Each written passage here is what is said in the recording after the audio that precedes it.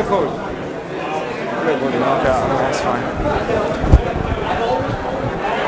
Here with the athlete, Jason MacDonald. Nice victory today over Neil Barry. He came in and took the fight on very short notice. Your thoughts on Neil Barry today? Neil Barry, I have all the props in the world for him for stepping up on one day's notice and taking the fight.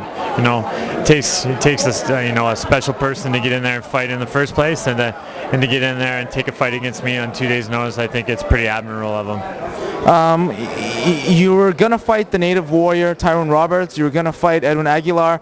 Was it a little bit disappointing in the big changes in opponent? Does that bother you at all? Well, I mean, you always want to fight the toughest guys. At least I do. No one out there can say that I don't want to fight the tough guys. I'm always looking for the tough fight, and I would have liked to fight a top 10, 15 guy, but guys aren't knocking down the door to fight me right now. The fight was offered to a lot of good opponents out there, and they weren't willing to take the fight at this point in their career or this point in my career. So, a few guys stepped up. Whatever happened, and I ended up fighting Neil Barry. And at the end of the day, I just wanted to put on a good show for the fans and notch another victory, and that's what I did. Is it extra special for you to compete in the Edmonton area where you spent a lot of your time? You're a big draw here. A lot of big crowd reaction for you today. I love fighting in Edmonton. I have a huge following here in Edmonton, and anytime I can fight here and put on a good show for the fans and fight in the MFC, which treats me fantastic, sign me up. I'm in. You're coming off a loss to Patrick Cote, a few fights back in the MFC. Four wins since then, though. Yeah. Okay.